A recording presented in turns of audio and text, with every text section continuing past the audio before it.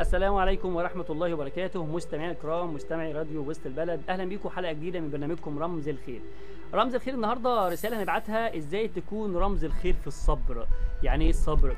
عارف أنت في أنواع الصبر، صبر على المعاصي. يعني ايه صبر على المعاصي؟ تبقى في رمضان وتلاقي الذنوب جايه لك كتير قوي، فتكون لا عندك صبر على المعاصي.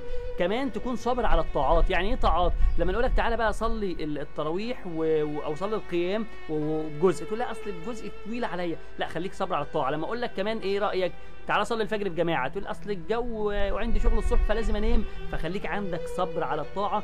كمان صبر على المصائب، ودي كنا اتكلمنا عنها في لقاء ماضي، ازاي تكون عندك صبر على المعاصي. اوعى تعصي ربنا في رمضان. حاجه الثانيه صبر على الطاعه، اجتهد قوي في الطاعات، ما تقولش اصل انا خلاص قريت ختمت القران مره واثنين وثلاثه كفايه بقى، لا كمل وخليك صبر على المصائب والابتلاء.